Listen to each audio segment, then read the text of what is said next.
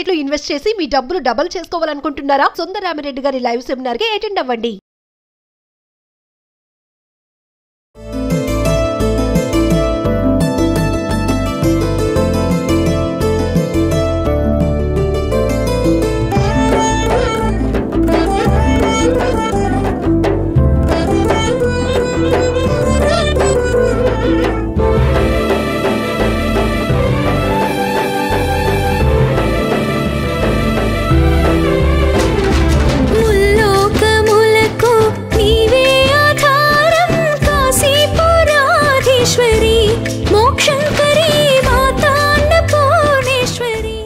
నమస్తే రమగారు. నమస్తే జయ.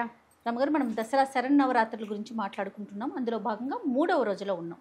ఈ రోజు అమ్మవారి అలంకరణ విశిష్టత 3వ రోజులోకి వచ్చేసాం. అప్పుడే మొదలు పెట్టేదాకానే ఆలస్యంగా ఉంటుంది, మొదలయ్యాక రోజుకొకటి వరుసగా వెళ్ళిపోతుంది. ఈ నవదుర్గా విశేషాలలో, నవదుర్గా స్వరూపాల్లో అమ్మవారి వాళ్ళ చంద్రఘంటగా కనపడుతుంది. ఈ గంటని పోలి ఉన్నటువంటి చంద్రుడు ఆమె కిరీటం మీద కొలువై ఉంటాడనమాట.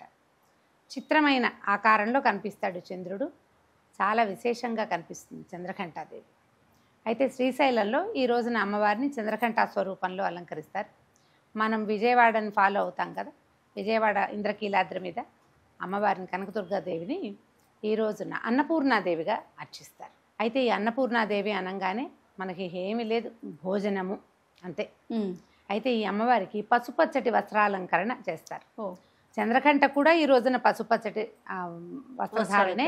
ఈ రోజున మనం నివేదన చేసేటప్పుడు ఆహారం ఏం చేస్తాము, కట్టె పొంగలి, దధ్యోదనము అలాంటివి నివేదన చేస్తాం. చంద్రఘంట కూడా ఈ రోజున కొబ్బరన్నమే నివేదన.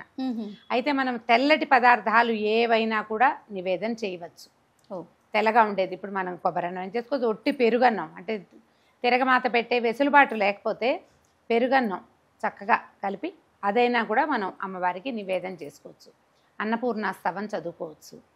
అయితే ఈ అమ్మవారిని ఈ రోజున మనం బాలికా స్వరూపాన్ని పూజిస్తాం కదా.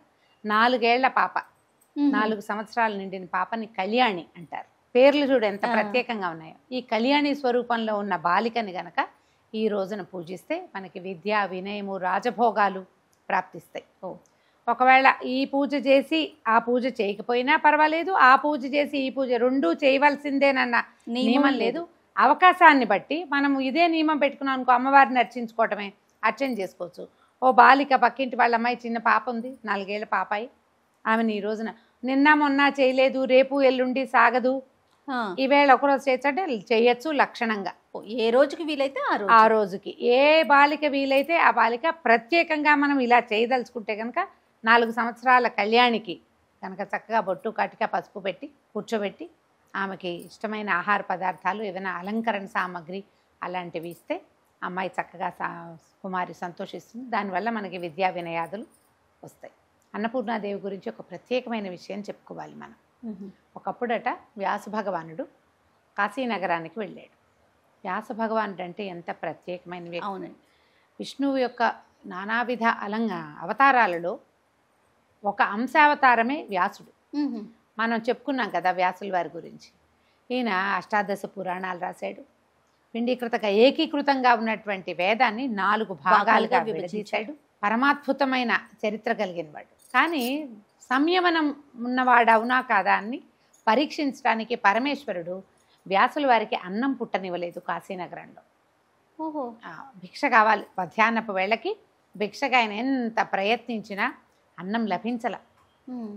ఆహారం లేక సాయంత్రం అయ్యేసరికల్లా క్రోధం వచ్చేసి, ఇది కాశీనగరం ఏమిటి, భూకైలాసం కదా, అవును, భూమి మీద ఉన్నటువంటి కైలాసం, పరమేశ్వరుడు కొలువై ఉండే చోటు.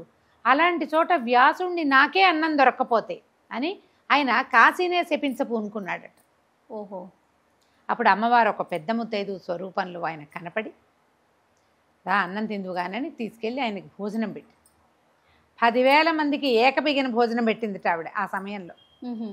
ఆ స్వరూపమే అన్నపూర్ణగా తెలుసుకున్నారు. మన భగవంతుడు, మన పరమేశ్వరుడు సృష్టిస్తాడు ప్రపంచాన్ని, అంతా తయారు చేస్తాడు. వీళ్ళందరికీ అన్నం పెట్టే బాధ్యత అమ్మదే. ఈ అన్నపూర్ణ స్వరూపంలో ప్రతి చోట మనకి కనపడుతుంది. ఎక్కడ అన్నం పెట్టబడుతుందో అక్కడ అన్నపూర్ణ ఉన్నట్టే. ఇది ప్రత్యేకంగా ఇలా పూజ చేసినప్పుడే అని అనుకోవద్దు.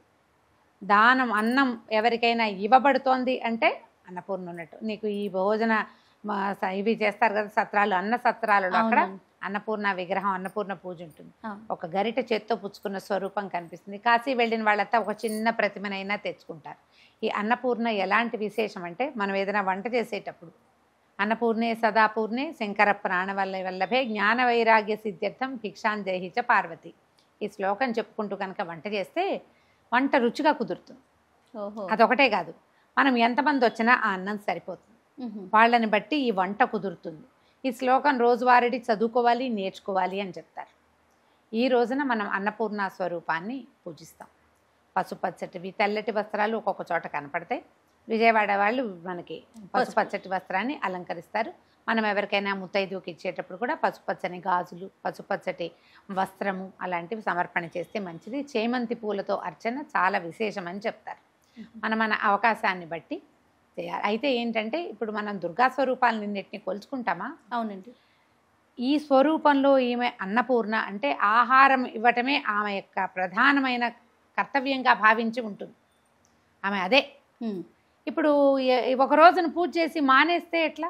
అవును, ఆమె లక్షణాన్ని మనం కూడా కొంత నేర్చుకోవాలి కదా.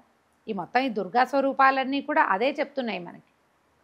ప్రకృతి పట్ల ప్రేమగా ఉండటం, ఎవరి పట్లైనా మనుషుల పట్ల ఆదరంతో ఉండటం, భోజనం సమకూర్చటం, సహాయం చేయటం, అవసరమైతే కత్తిడాలు ధరించి యుద్ధానికైనా వెళ్ళడం. ఈ స్వరూపం అదే కదా మనం చెప్పుకుంటున్నాము. కాబట్టి ఈ అన్నపూర్ణ స్వరూపాన్ని పూజించి సంవత్సరంలో ఎవరొచ్చినా అతిథి అభ్యాగతుల్ని కాదనకండి. ఆహార పూజ చేసుకుని మానేయకుండా ఆమె లక్షణాన్ని కొంత సంతరించుకుంటే మనకి సౌభాగ్యము, విద్యా వినయం ఇంకోటి ఆటోమేటిక్గా వచ్చేస్తాయి సహజంగా. మనం ఇస్తూ ఉంటే వస్తుంది కదా ఎప్పుడు కూడా. ఖచ్చితంగా అండి. అందుకని అన్నదానం చేయటము, మన ఇంటికి ఎవరైనా వస్తే భోజనం పెట్టడము విసుగు లేకుండా, అది ప్రధానం. ఈ ఆలోచనతోటి మనం అమ్మవారిని అర్చించుకోవచ్చు. అన్నపూర్ణాష్టకం చాలా విశేషంగా ఉంటుంది. అన్నపూర్ణాష్టకం చదువుకోవచ్చు. అన్నపూర్ణ అష్టోత్తరం కూడా లభిస్తుంది. చక్కగా ఒక చిటికెడు కుంకుమ తీసుకోవటం, అన్నపూర్ణాదేవి అష్టోత్తరం చదువుకుని కుంకుమను సమర్పించి పూజా విధానాన్ని పరిసమాప్తం చేసుకోవచ్చు.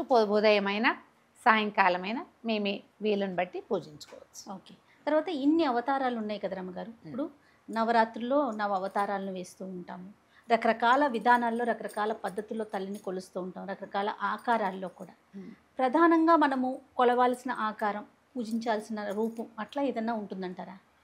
లలితా పరమేశ్వరే, లలితా పరదేవతనే మనం పూజిస్తాం.